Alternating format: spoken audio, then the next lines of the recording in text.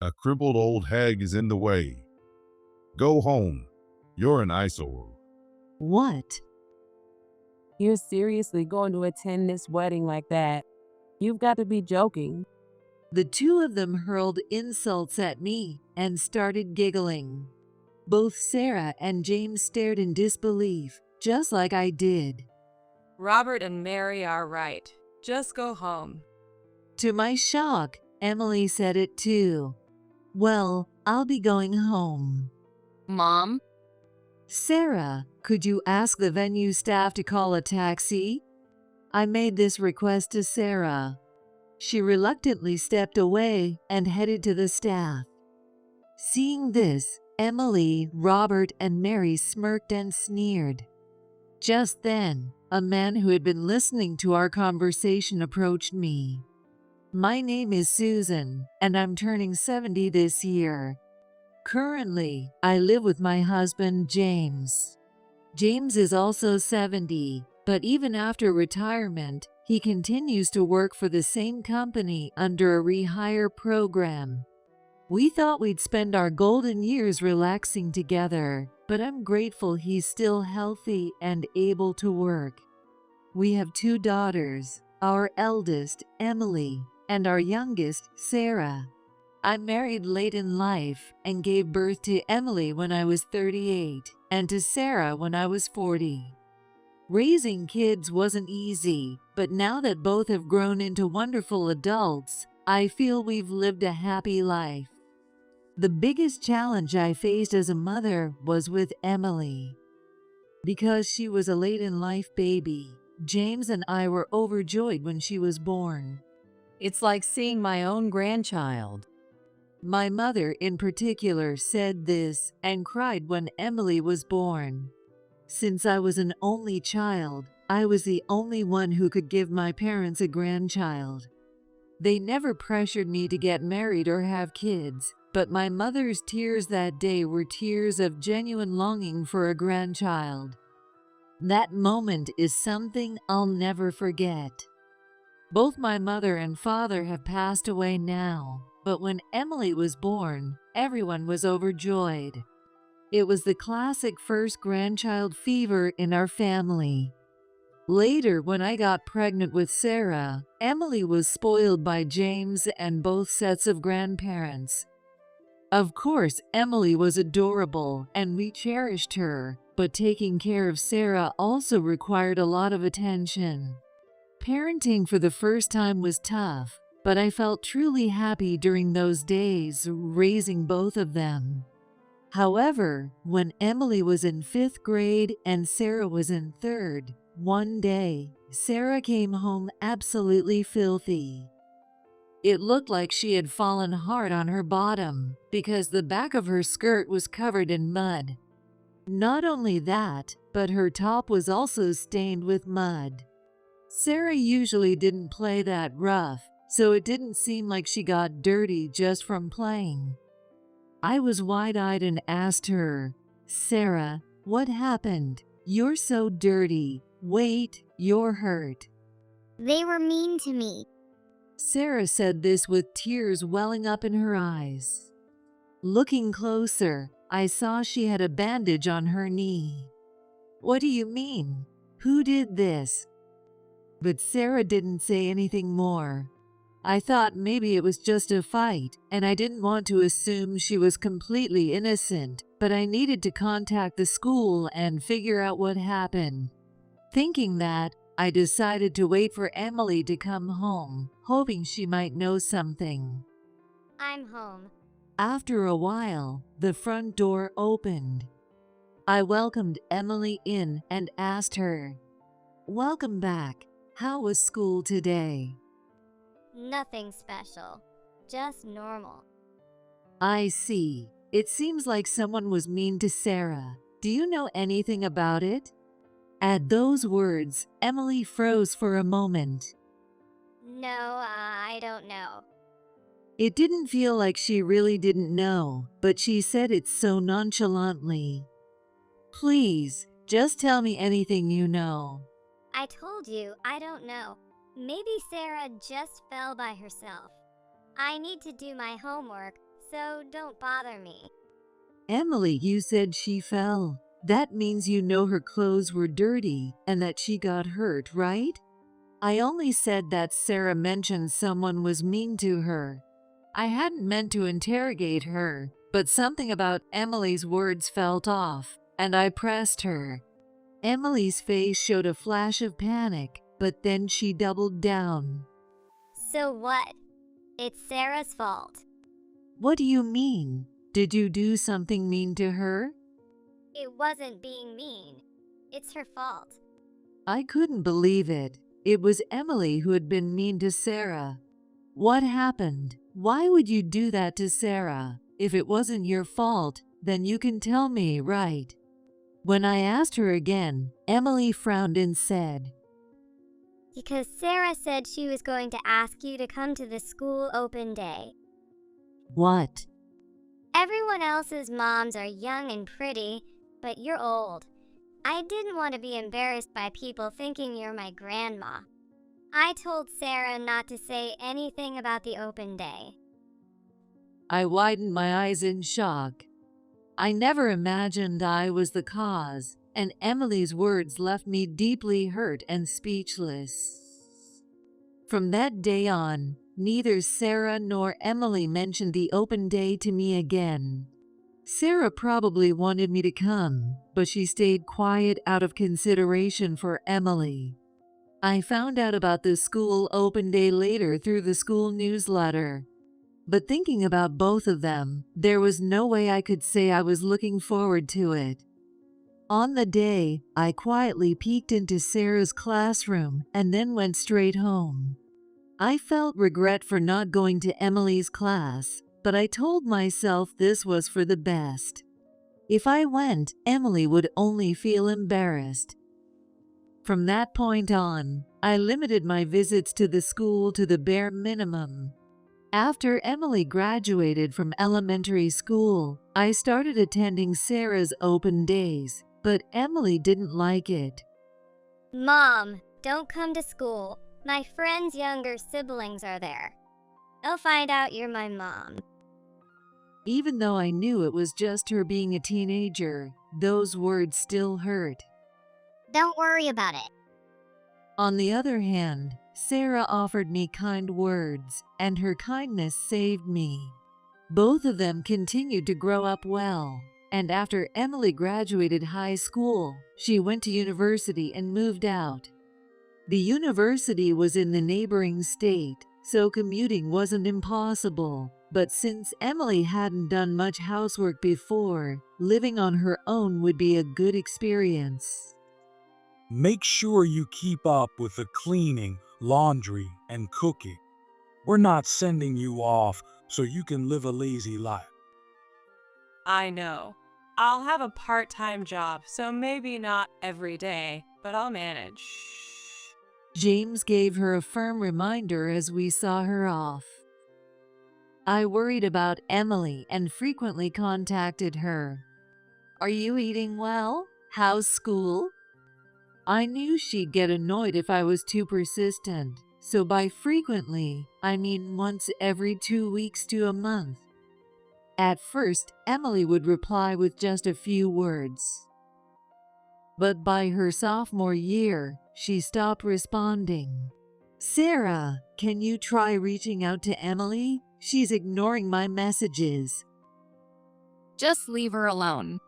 Even though Sarah said that, she still contacted Emily for me.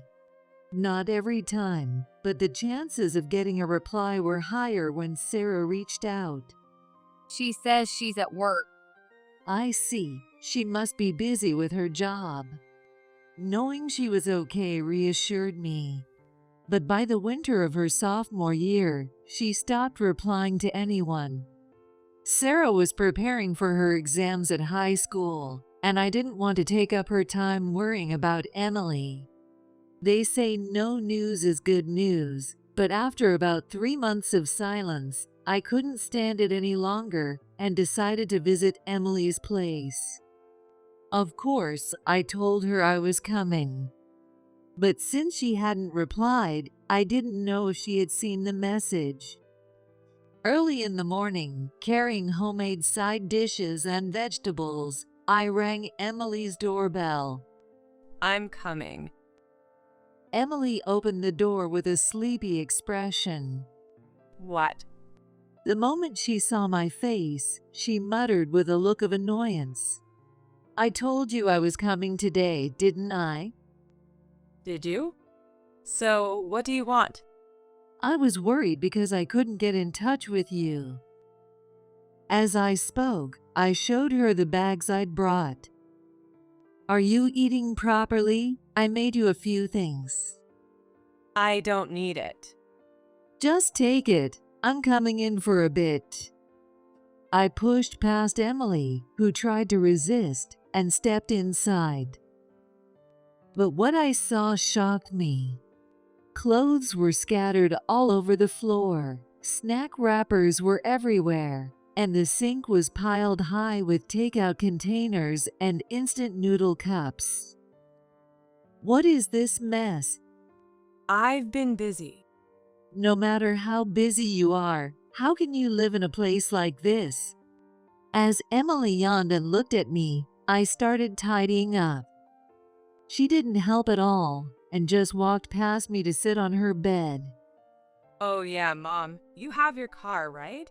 Can you take the trash with you? I can't put it out until next Tuesday. Her words left me speechless. But she was right. I couldn't leave the garbage there. Reluctantly, I started gathering the trash, and Emily smiled with a triumphant look on her face. At that moment, I saw an envelope on the table and froze. It was from the school Emily attended. What's this? Notification of completed withdrawal. Emily's name and those words were written on it. Since there was no address on it, she must have received it in person. I hurriedly pulled the letter out of the envelope. Emily, what is this? What? Emily replied casually to my raised voice. But when she saw the envelope in my hand, she realized she was in trouble. Oh, that. I meant to tell you, but I've been busy with work. This isn't about work. You dropped out? What's going on? The letter confirmed that Emily had withdrawn from university, and she had done so this past summer, 6 months ago. I had been sending money for her tuition for the fall semester and continued to cover her rent and living expenses after she dropped out. I wasn't giving her money so she could skip school and just work part-time. But You're giving up this apartment and moving back home. are you serious? That's so unfair. Emily pushed back against the idea, but as her parent, it was the only reasonable decision. After that, I couldn't bring myself to continue cleaning, so I went home and told James everything. What is she thinking? James, like me, was furious. I immediately arranged for a moving company and started the process of closing out her apartment. A month later, Emily moved back home, where James and I gave her a stern talking to. You've ruined my life, Mom. But Emily showed no sign of remorse. After that, she either locked herself in her room or stayed out for days without coming home. Even so, James and I held on to hope that Emily would reflect on her actions. 10 years had passed since that incident, and a turning point finally came for Emily. For about 5 years after moving back home, Emily kept starting and quitting jobs. But for the past 5 years, she had been working as a temp. It was at that job where she met a man named Steve. After dating for 2 years, Emily and Steve decided to get married. I had met Steve before, and he was a wonderful young man. James and I had once worried if Emily would ever become a responsible adult, but the news of her engagement put our minds at ease. One day I asked Emily, So, when are we meeting his parents? James has his work, so it'd be good to decide early. It's fine. Steve's parents are busy too. We'll have the wedding and they can meet you then. What? But not being able to have a proper conversation worries me. They're going to be your in-laws. That's so old-fashioned. Emily had no intention of having a formal meeting or engagement ceremony. And during the wedding itself, there wouldn't be much time for meaningful conversation. Don't worry. They like me. More importantly, I want the wedding to be extravagant. Seeing the look on my face, Emily quickly changed the subject. So, Mom, I need your help. Well, of course I'll help. Even though I felt uneasy, I helped Emily with the wedding preparations. After all, Emily and Steve had their jobs, and if Steve's parents were also busy, then I was the only one who could do it. For the month leading up to the wedding, I ran around every single day. I met with florists, coordinated with the venue, scheduled dress fittings, and arranged the seating for over 300 guests. It was to the point where I wondered whose wedding it really was. Then, less than a week before the wedding, while I was at the venue for a final check, I fell down the stairs and got injured. Fortunately, since I was at the venue, a staff member was nearby, and they quickly called an ambulance to take me to the hospital. I had broken my leg and would need to use crutches for a while. Sadly, there was no chance I would recover in time for the wedding. Still, most of the wedding preparations were done, which was a small relief. Then the wedding day arrived. What happened to your leg? Oh, I broke it. That's awful. Please take it easy. I was wearing a dress, but with crutches and no heels. Guests kept offering me words of concern. Though I felt embarrassed, I was so happy to see Emily's big day that my injury didn't matter.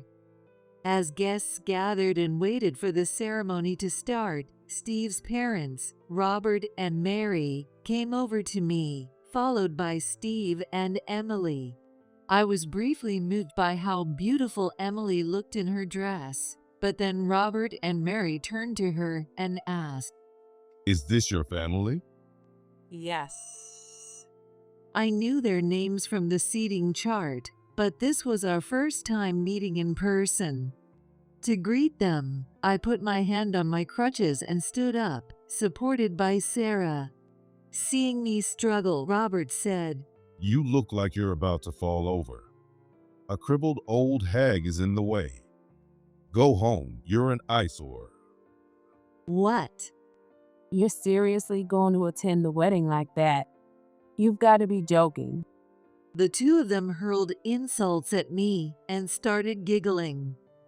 Both Sarah and James stared in disbelief, just like I did. There was no way this was something you said to your daughter-in-law's parents upon first meeting. Robert and Mary are right. Just go home. To my shock, Emily said it too. Emily? Sarah, furious, was about to confront Emily, but I smiled calmly. Well, I'll be going home. Mom. Sarah, could you ask the venue staff to call a taxi? I made this request to Sarah.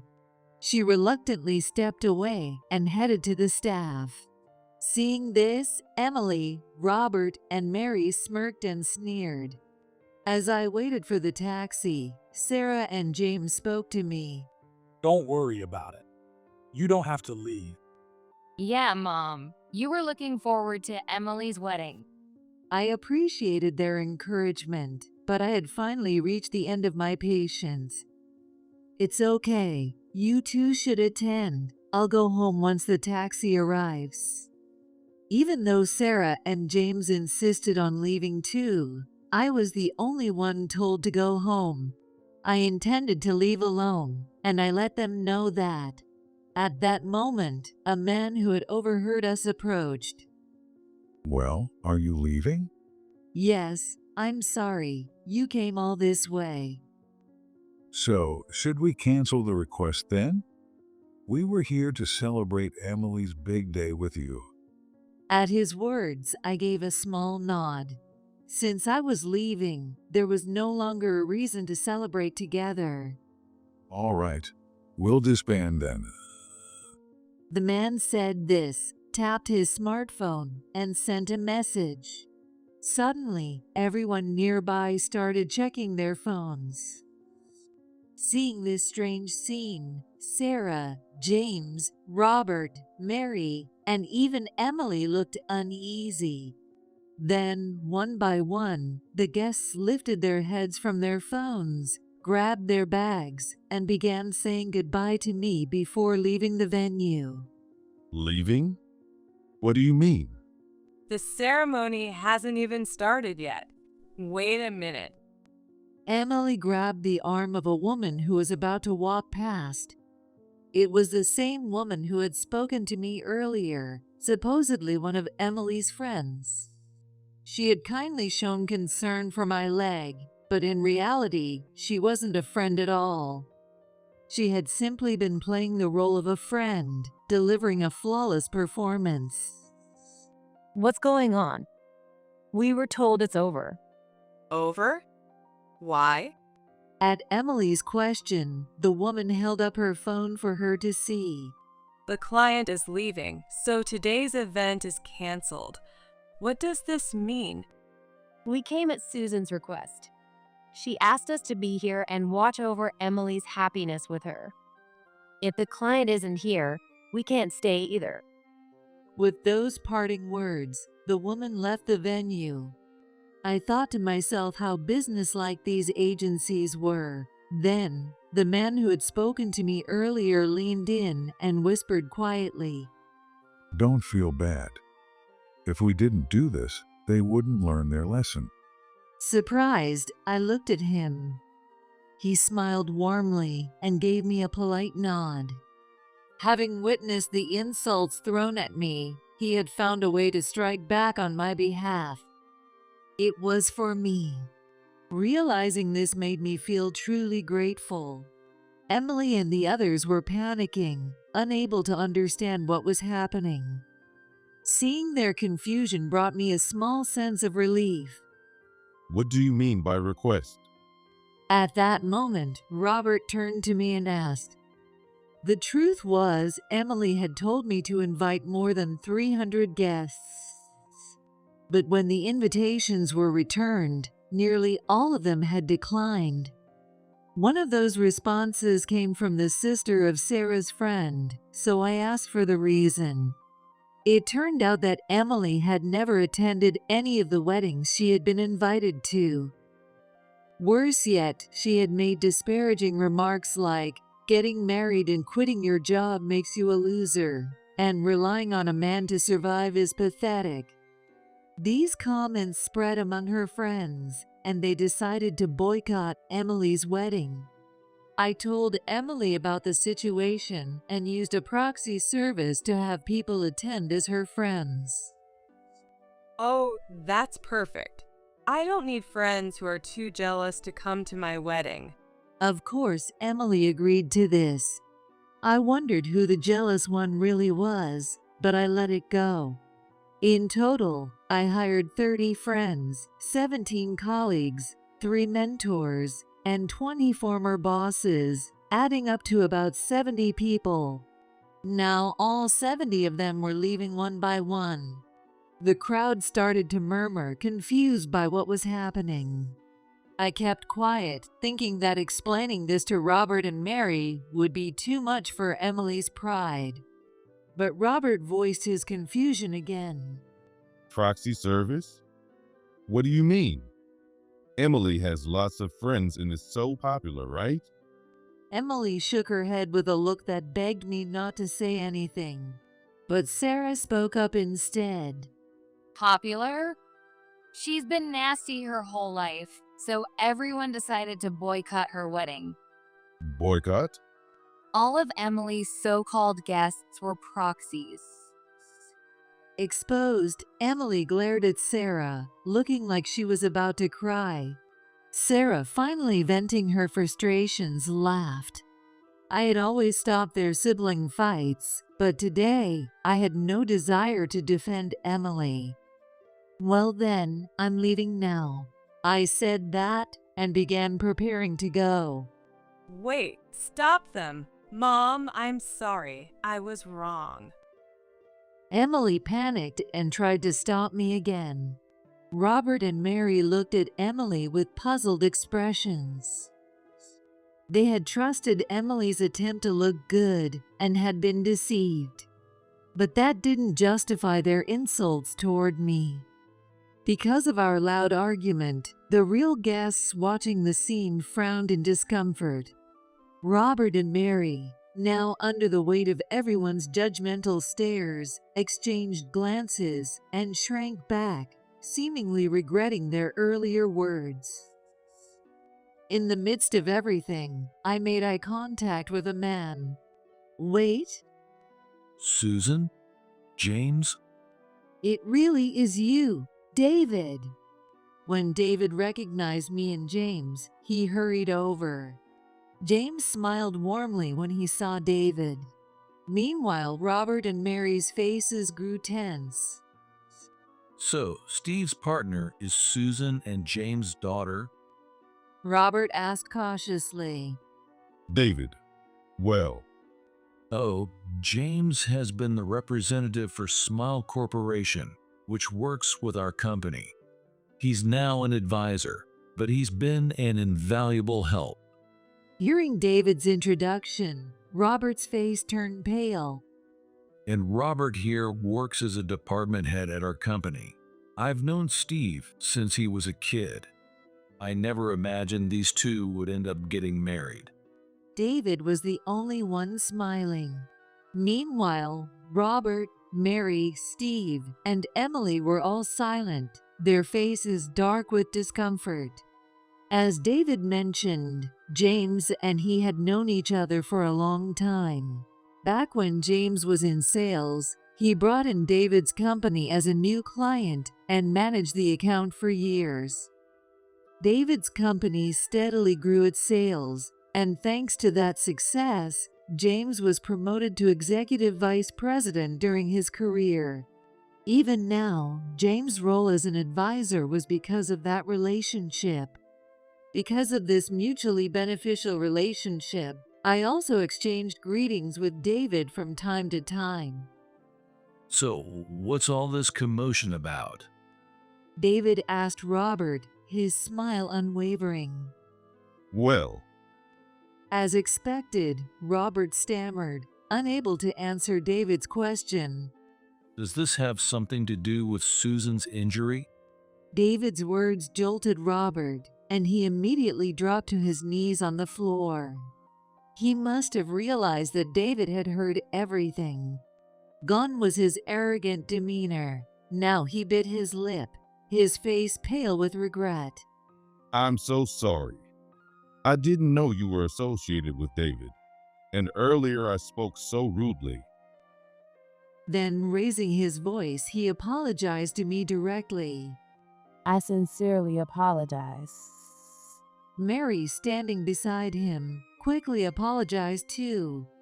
My associate. That's why you're apologizing. That's not what I meant. That's despicable. You should be ashamed of yourself. It seemed David had heard everything. He scolded Robert and Mary, furious at their behavior. And Emily, Yes.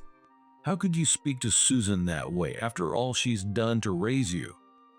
I'm sorry. David then patted James on the shoulder. Well, I'll be leaving too. I have no interest in staying for such a disgusting wedding. James nodded repeatedly, his gratitude evident for David standing up for us. Robert and Mary looked up with tearful eyes, apologizing again. Emily stood there pale, frozen in shock. Her beautiful dress sharply contrasted with her darkened expression. It looks like the taxi is here. Shall we go? Yes. Just then, a staff member came to let me know the taxi had arrived. James and Sarah stood up with me. David also walked away, followed by his company's employees who had been invited. Their actions triggered the rest of the guests, who also began preparing to leave. Please wait, it's about to start. Mary desperately tried to stop David, but he didn't pause. She frantically tried to stop the others from leaving too. Sorry, but I can't celebrate this. If everyone's leaving, this can't even be called a wedding anymore. One by one, the guests said things like this as they headed for the exit. Mary was left standing there, unable to say a word. Mom, are you okay? I'm okay. I'll carry the bags. James started walking with me. In the end, following the 70 proxies I had hired, all 300 guests left the venue. Robert and Mary stood there in shock, along with a silent Steve and a sobbing Emily. Once all the guests were gone, I left the venue, leaning on my crutches. That night, while relaxing at home, the doorbell rang. James was in the bath, and Sarah was in her room. Reluctantly, I grabbed my crutches and went to the door to greet the visitors. Standing there were Steve and Emily. Emily's eyes were red and puffy from crying. Steve, on the other hand, looked furious. Even though I was exhausted, I braced myself for yet another confrontation. But then, something unexpected happened. I'm truly sorry for the behavior of my parents and Emily today. Steve apologized. I widened my eyes in surprise, expecting him to say something harsh instead. Emily, apologize properly. I'm sorry. Hearing our voices, Sarah and James came to the entrance. They widened their eyes at the sight of David and Emily apologizing. Actually, Steve began hesitantly. It turned out that he had lived his whole life under Robert and Mary's oppressive rules, feeling like he had no freedom. He was raised to believe that his parents' word was absolute. He could never say no to the confident and overbearing Robert and Mary, and his upbringing had been harsh. I never felt unloved by them, but there were many difficult moments. I thought it was just normal, that every family was like that, but today finally opened my eyes. Steve's words were filled with conviction. Tears welled up in his eyes. I deeply regret not stopping my parents when they insulted you right in front of me. It was true. While Robert, Mary, and Emily hurled insults at me, Steve never joined in. He had stood there, fists clenched and face tense. I thought it was out of dislike for me, but I must have been wrong. He was likely feeling ashamed of Robert, Mary, Emily, and his own inability to intervene. Today, I told my parents that I'm cutting ties with them. Steve said this firmly. Are you sure you're okay? James, Sarah, and I widened our eyes in surprise. I don't know. My mother was sobbing hysterically.